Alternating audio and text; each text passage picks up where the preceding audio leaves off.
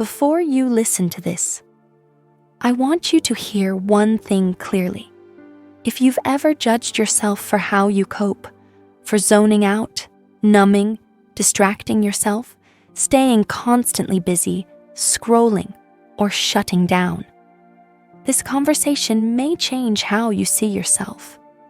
Many of the behaviors we learn to hate about ourselves were not choices we made freely.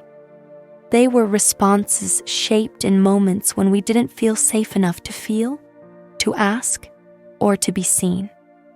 What looks like self-destruction on the outside is often your nervous system doing everything it can to survive something it couldn't escape as a child. Dr. Gabor Maté explains this with compassion, not to excuse harm, but to remove shame and replace it with understanding. So listen gently. Nothing here says you're broken. It says your body learned how to survive.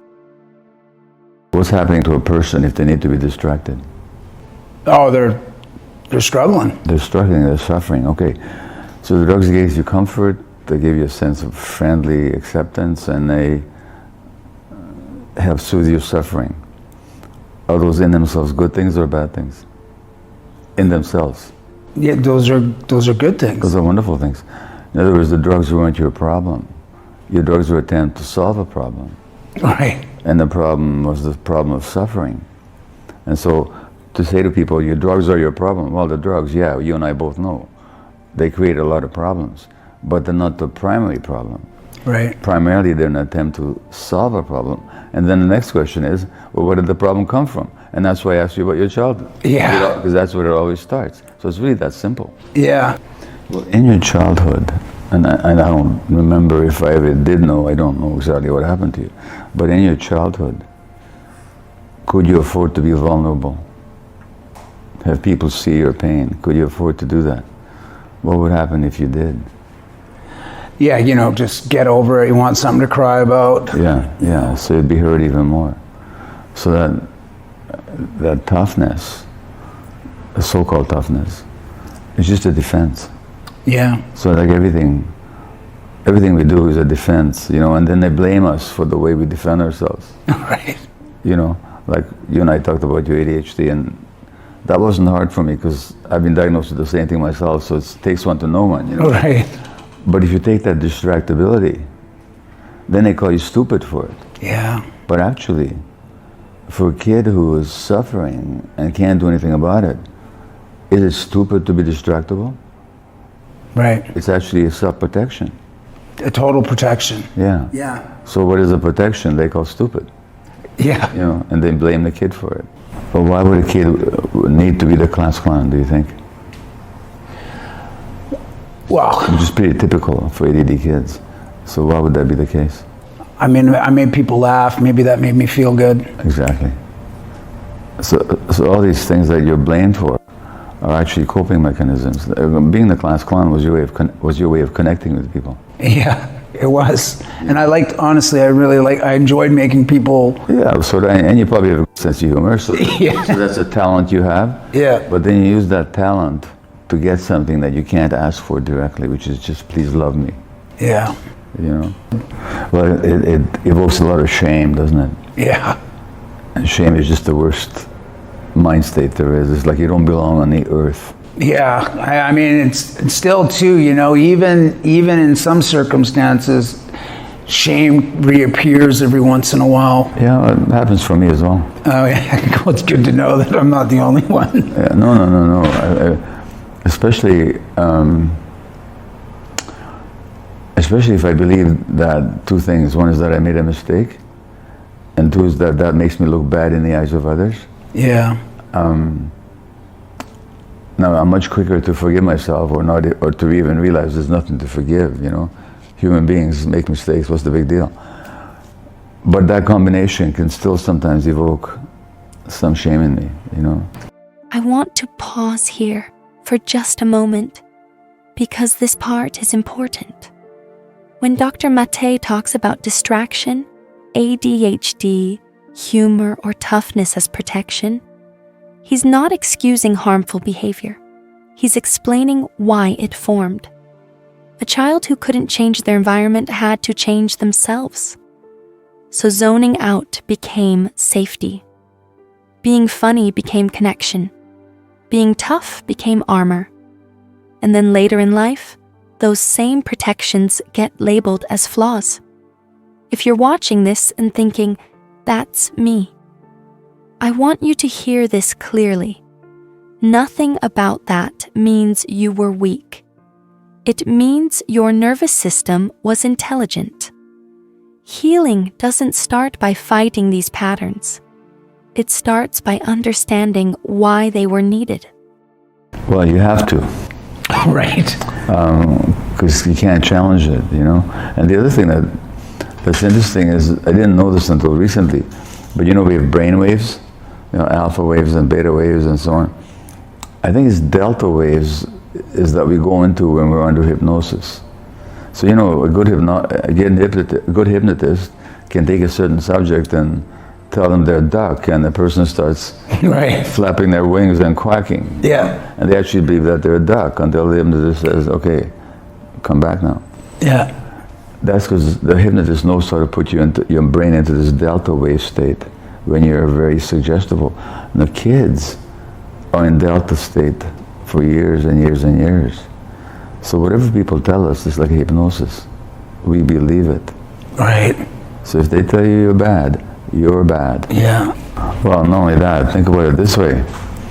What would it have meant for you if your parents had taken that on before you were born? Oh. Breaking curses. Yeah.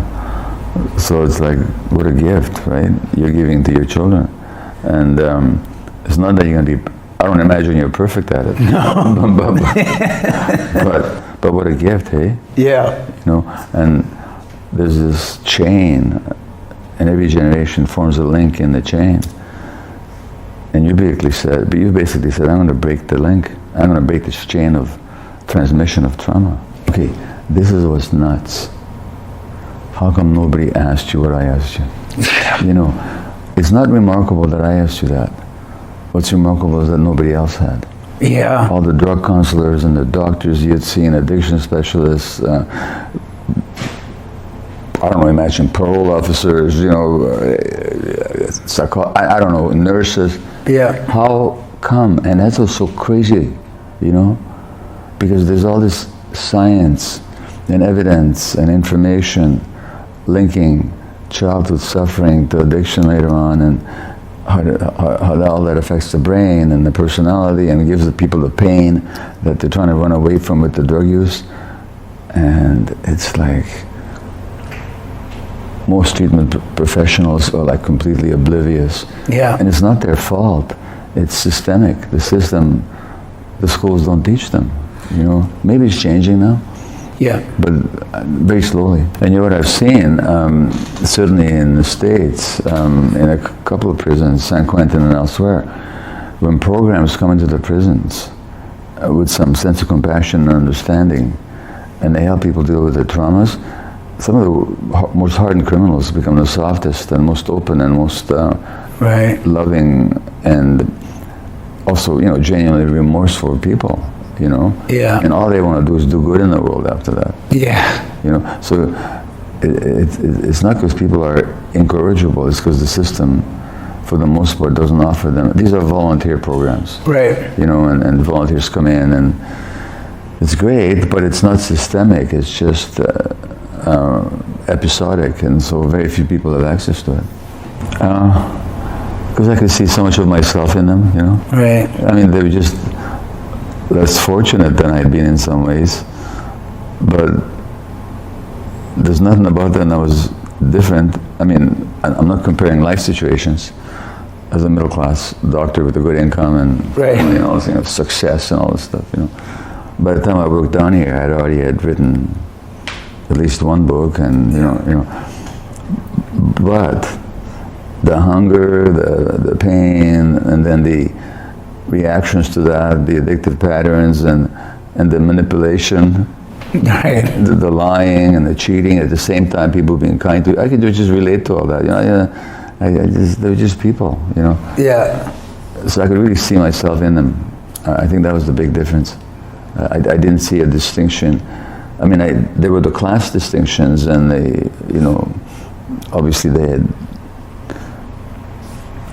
deeper mental health issues than I faced, and they've had more trauma than I faced, and they had, physical illness and all, so I'm not saying it was the same, but the similarities were very interesting to me. Right. The similarities were much more interesting than the differences. Yeah. So that's what it was, I think. Yeah, just relatable. It's all relatable, yeah. Also, you know what?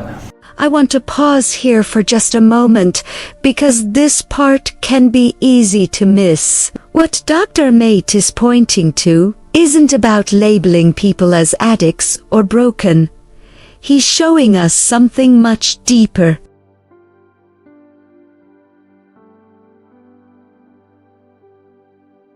And when pain isn't met with compassion, people don't heal.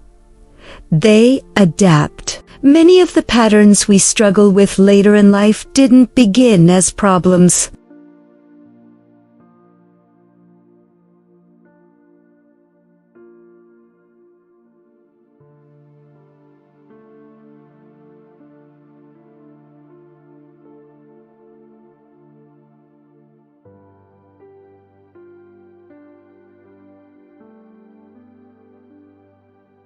They came from survival.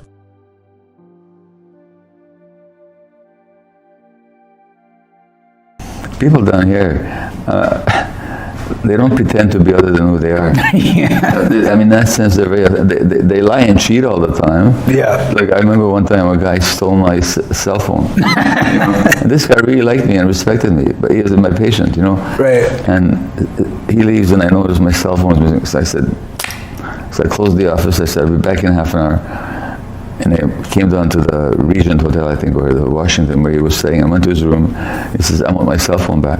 He says, what cell phone? I said, I know you took my cell phone. I said, I want it back. I'll give it back to you tomorrow. He says, I said, no, you're going to give it back to me right now. He says, I can't, it's already in the pawn shop.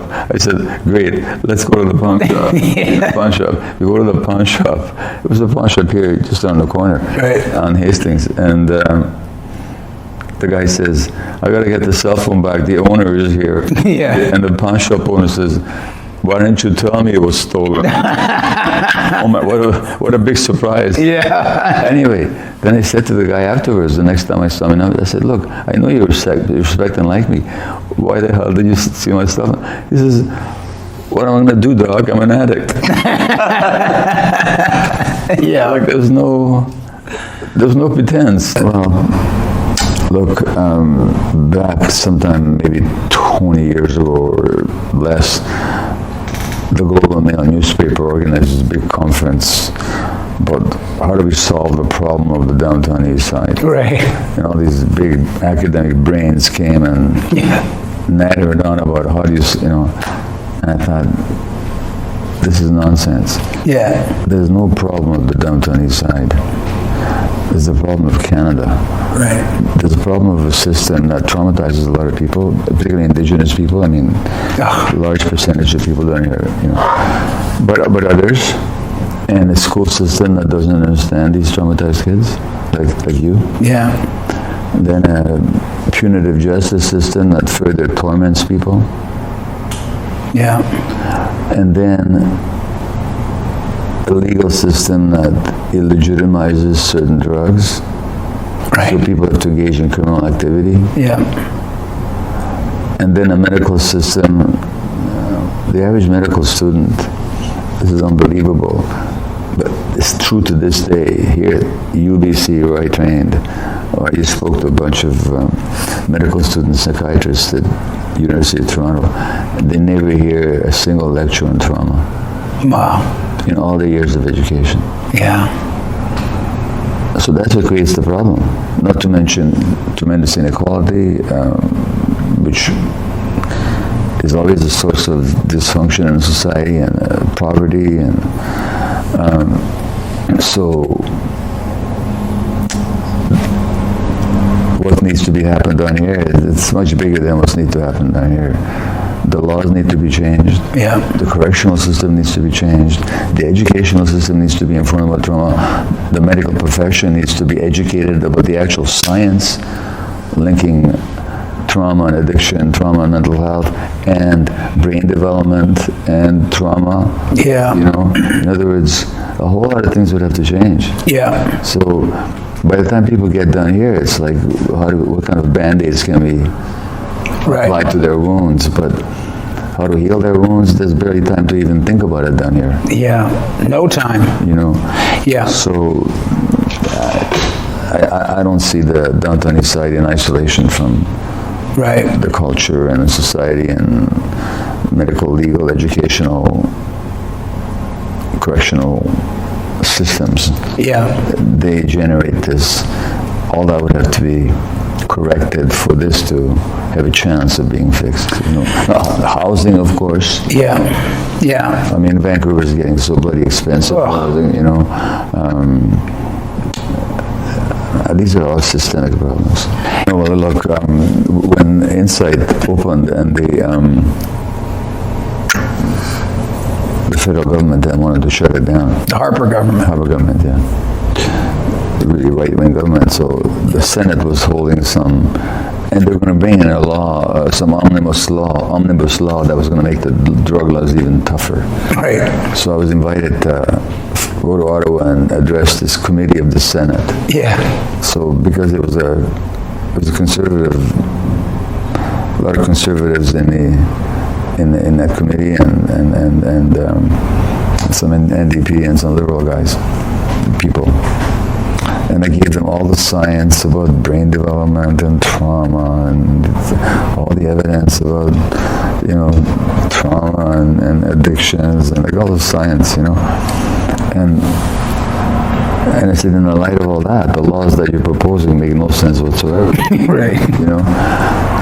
And I wish I could say it was like in one ear and not the other. It wasn't even in one ear. Right. They had no capacity to hear it.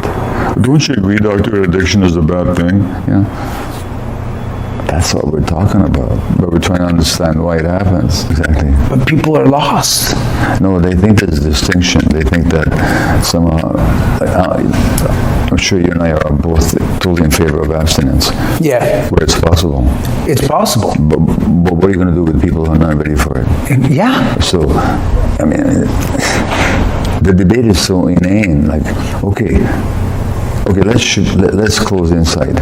Is it better for people to enjoy it with puddle water in the back alley? Yeah. Or should we give them clean water? Yeah. Should they use dirty needles? Yeah. And infect themselves or others with HIV or hepatitis? Or what's the argument here? Yeah. You know, do they think anybody becomes an addict because there's clean needles available? You know. Yeah. Some kid in some beautiful home in North Vancouver says, hey, there's clean needles in the downtown east side. I'm going to become a drug addict. Let me tell you, in brief, an amazing story. Yeah. There's a woman called, her name is Cynthia, I think. It is. She was pregnant when I was at the Portland. So I looked after her during the pregnancy. Right. And she was a cocaine user along with her spouse. And she tried so hard to give up the cocaine because another child had already been taken away from her. Right. And she didn't want to lose this one, but she couldn't do it. So the child was taken away and adopted. This woman, Christy, this principal, at some point,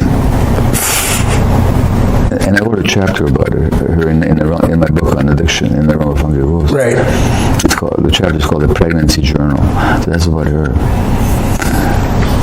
What this principal did is, first of all, reunited her with the first daughter she'd given away, who was living in Toronto, which is an incredible story. Wow. And then with the second one, who was adopted by a wonderful family in the Kootenays. Now, Cynthia and her spouse struggled and still used and so on. And then finally the man died, the father died, after they had at least on Zoom met because this was during COVID time, so they met on Zoom with this, by that time, wonderful 14-year-old girl. Wow. Who she had given birth to. After the man died, Cynthia said, every month we've been putting money away for our daughter's university education. Wow. So they were living on welfare, using drugs, and saving money every month. And she handed over $5,000 Wow. for the kids' university when she graduated from high school.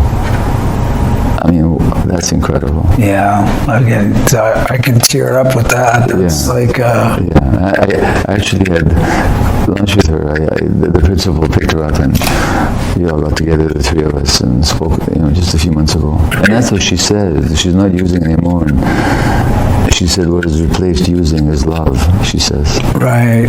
That's what took the place of using. That last sentence matters more than almost anything else you'll hear today. What replaced using is love, not punishment, not shame, not forcing change. Love. When someone feels seen, when their pain finally makes sense, the nervous system doesn't need to numb in the same way anymore. If this video stirred something in you, please remember, your coping was not a failure. It was a response, and responses can soften when safety arrives. If you feel able, write in the comments, I'm here with my inner child. This is a space for understanding, not fixing. You're not alone here.